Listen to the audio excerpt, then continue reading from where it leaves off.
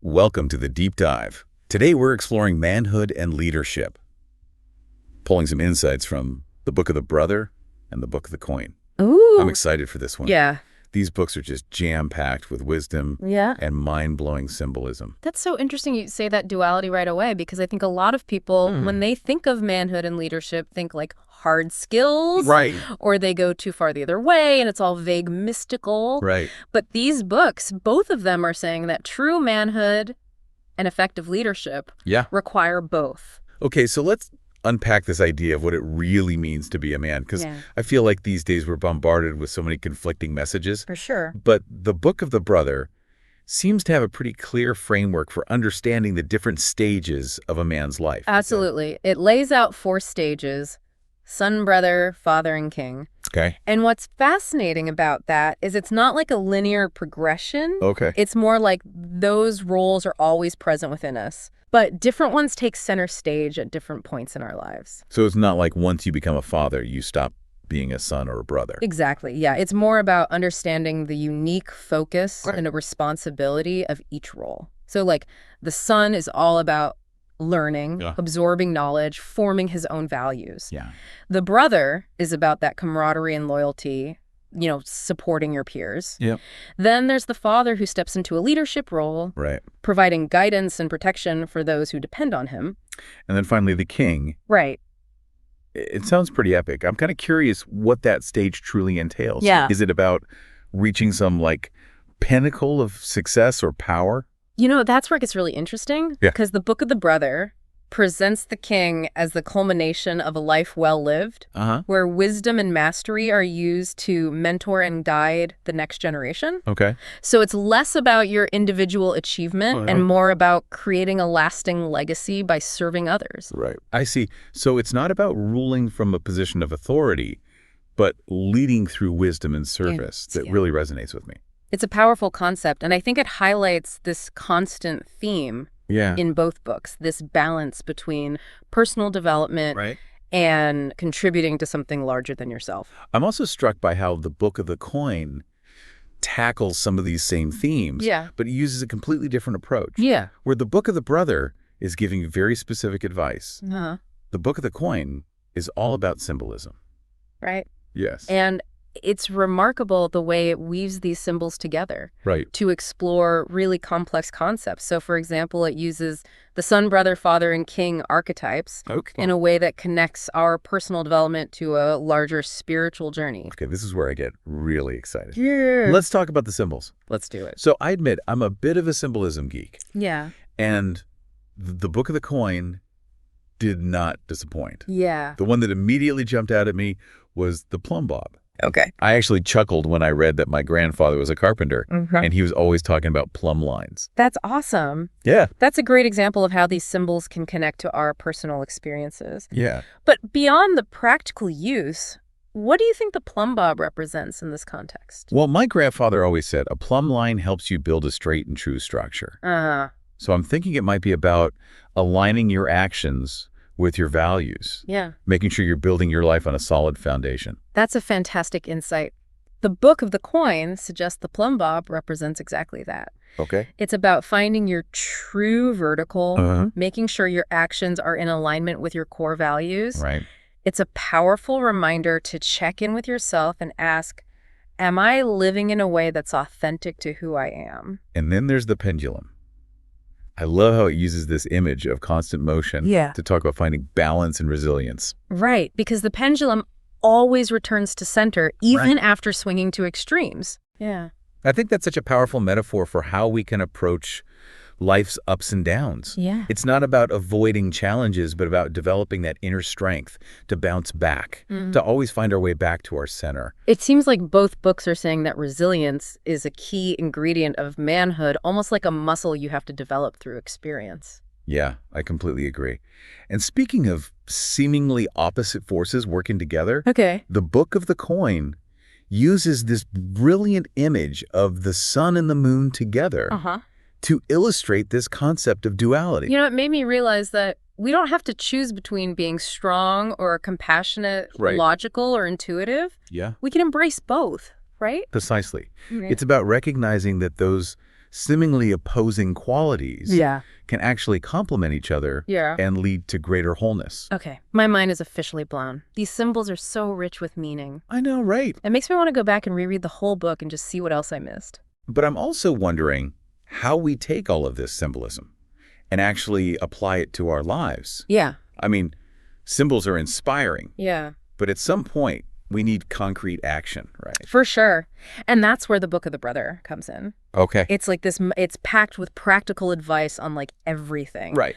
From goal setting to financial planning to decision-making under pressure. Yeah. It's almost like a field manual for navigating the challenges of manhood.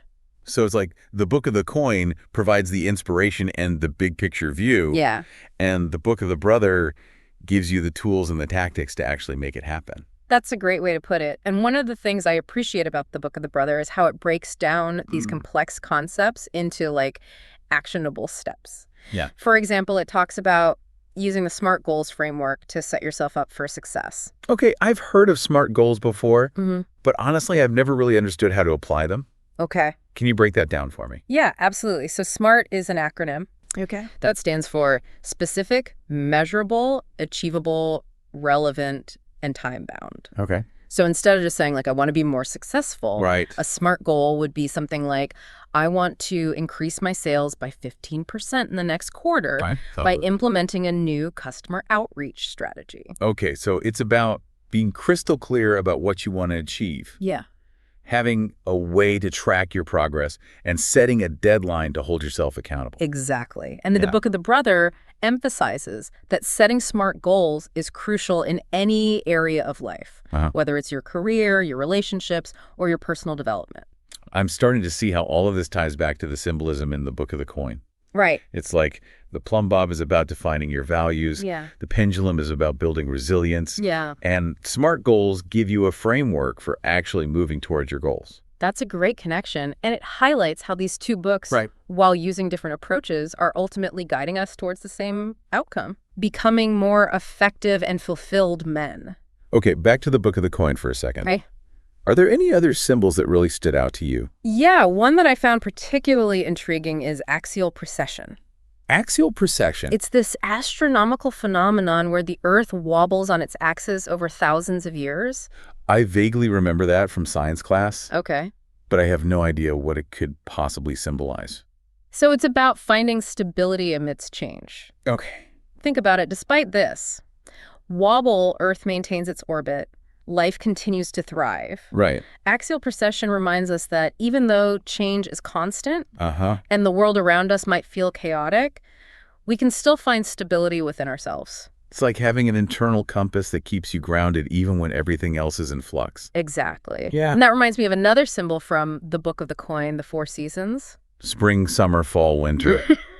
I'm guessing this isn't about dressing for the weather. No. What's the symbolic meaning there? So each season represents a different phase of experience, a different energy. Yeah. Spring is about new beginnings growth. That surge of vitality after the dormancy of winter. Yeah. Summer is a time of abundance, celebration, outward expression. Right. Fall is a time of harvest reflection, letting go of what no longer serves us. And winter is a time of introspection, rest, preparing for the next cycle of growth. So it's like a metaphor for the different phases we go through in life. Yes. There are times for taking action, times for celebrating our achievements, times for letting go, and times for going inward and recharging. Exactly. And the Book of the Coin suggests that understanding these natural cycles can help us navigate our own personal journeys with more grace and wisdom. I'm also curious about some of the more esoteric symbols in the Book of the Coin. Yeah. For example, it mentions the flower of life. What's the significance of that symbol? So the flower of life is this complex geometric pattern made up of overlapping circles. And it's found in ancient cultures all over the world and has been interpreted in many different ways. Some people see it as a representation of creation, the interconnectedness of all things. Others see it as a symbol of balance, harmony, this underlying order of the universe. It sounds like it's about recognizing the beauty and complexity of the universe and our place within it. Precisely. Yeah. And the Book of the Coin suggests that contemplating the symbol can help us tap into a deeper understanding of our connection to something larger than ourselves. It also uses the image of the open right hand as a symbol, right? Yes. The open right hand is a gesture of welcome, support, generosity. It's about offering help without expectation of reward. Right. And the Book of the Coin uses it to represent brotherhood. Yeah. Those bonds that unite us as men. That makes me think about the concept of standing in the gap, which is another idea from the Book of the Coin that really resonated with me. That's a powerful one. Yeah. So standing in the gap is about having the courage to stand up for what's right. Right. To protect those who are vulnerable. It's about being a guardian, a protector, right, even when it's difficult or dangerous. It's almost like that classic image of a warrior standing between the innocent and a threat. Exactly. Yeah. It's about having that strength and the will to defend what matters most. Yeah. To be a source of protection and support for those who need it. Okay, we've covered a lot of ground with the symbolism in the Book of the Coin. For sure. It's clear that it's not just a book of pretty pictures, it's using these symbols to convey profound truths about manhood and leadership. But I'm also curious about how it uses history and philosophy to support these ideas. So that's one of the things that makes the Book of the Coin so unique. Okay. It doesn't follow a linear narrative. It's more like a tapestry of ideas. Right. Weaving together insights from history, philosophy, spirituality, and personal experience. So it's not trying to give you a history lesson or a philosophy lecture. Not in the traditional sense. Okay. It might touch on historical events. Uh-huh. But it's more interested in like the lessons we can learn from the past. Right. How those events can illuminate our understanding of manhood and leadership. Okay. Similarly, it draws on philosophical concepts. Right. But isn't trying to present a systematic argument. It's more about sparking your curiosity, inviting you to think critically, right, and see the world from multiple perspectives. So what would you say is the overall message of the Book of the Coin? Yeah. What's it trying to convey?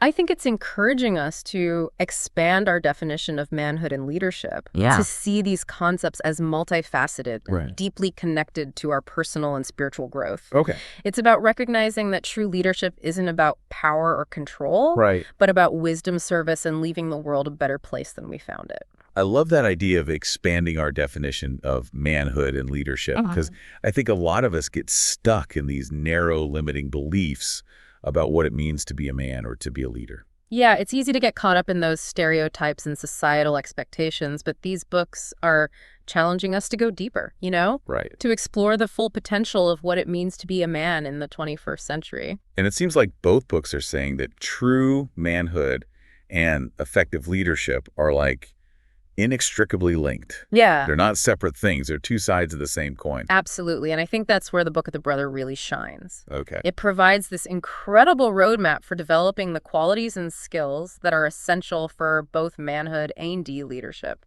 So we've talked about the symbolism and the big picture ideas. Now let's get down to brass tacks. Okay. What are some of the most practical takeaways from the Book of the Brother that we can start applying to our lives right now?